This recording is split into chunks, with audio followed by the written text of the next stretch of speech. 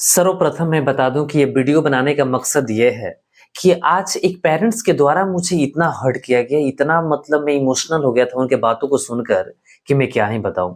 मुझे अंदर से इतना दुख हुआ ना ये बात सुनकर कि आप भी सुनेंगे तो आपका भी दिल पिघल जाएगा।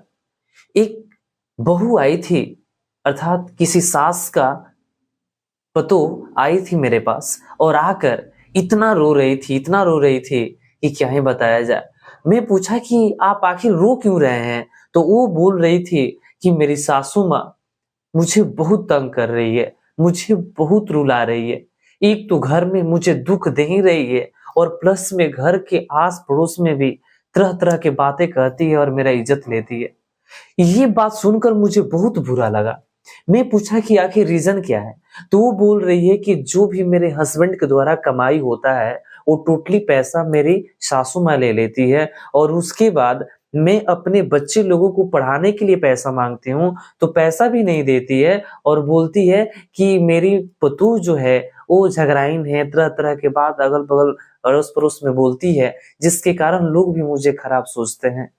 मैं हमेशा उनका सेवा करने में लगी रहती हूँ, उनका खाना बना के खिलाना, कपड़ा लत्ता धोना सब करती हूँ, लेकिन फिर भी मुझे कभी भी अच्छा नहीं बोलती है।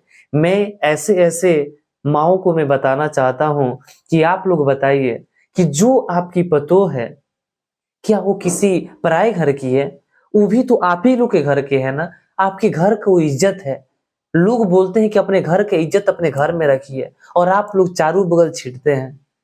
थोड़ा बहुत कोई कमी है तो उसको घर में ही सल्टाना चाहिए।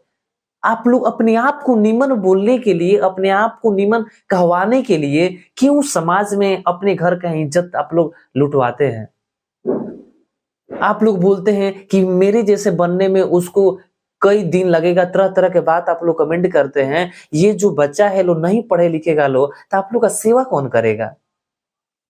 जब उन लोग के पास शिक्षा ही नहीं प्राप्त होगा, ज्ञान ही नहीं रहेगा, तो आपको सेवा कौन करेगा? पढ़ेगा लिखेगा तो उसको ये मालूम चलेगा कि माँ क्या होती है। ये सबको पता है कि माँ वन टाइप्स ऑफ देखा जाए तो देवताओं में सबसे बड़ा स्थान किसी को दिया गया है तो माँ बाप का ही दिया गया है। लेकिन ये कौन देगा इसका शिक्षा?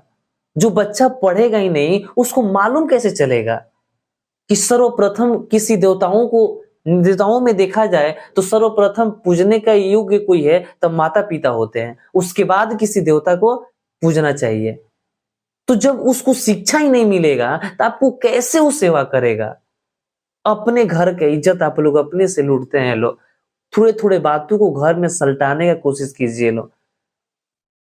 यदि आप हमेशा टाइट स्ट्रिक्ट रहिएगा तो कभी भी घर ऐसा नहीं चलेगा। नरम गरम थोड़ा मिलाकर चलना चाहिए। कम बेश सब किसी घर में थोड़ा बहुत क्लेश है, लेकिन उसको मेंटेन करने का कोशिश करना चाहिए। अब दोनों आदमी एक ही साथ हाइपर हो जाएगा तो कभी चलेगा ऐसा घर? कभी नहीं चलेगा। आप लोग ये पहले समझ जाइए कि आप लोग बहू का इधर-उधर कह के इज्जत जो लेते हैं, ये सब बहुत गलत बात है। वो आपके घर का इज्जत है। आपके घर का इज्जत है, अपने घर में ही उसे सल्टाइए। लोगों से मत कहिए। लोग उसका निपटारा नहीं करेंगे बल्कि और उससे मजा लेंगे और चारों तरफ फैलाएंगे कि फलानवा के पतो आइल बिया तो हेंगा हेंगा करतिया, सास के ना इज्जत करते ना तरह तरह। आप लोग तो झूठ झूठ बोल देते हैं और लोग उसको और फैला देता है। आप लोग सोचते हैं कि हम बहुत अच्छा कहा था। नहीं, ऐसा प्लीज आप लोग से रिक्वेस्ट है, आप लोग ऐसा ना कीजिए। अपने घर के इज्जत अपने घर में ही रखिए। लोग आज इतना रो रही थी वो बेचारी कि क्या ही बताया जाए। मुझे बहुत दुख हुआ। ऐसा यदि किसी के घर में है तो ऐसा आप लोग किसी किसी से बोलकर अपने घर की इज्जत मत लूटिए लोग। यदि आपको इस वीडियो से थोड़ा सा भी सीख मिला होगा तो वीडियो को लाइक कर दीजिए।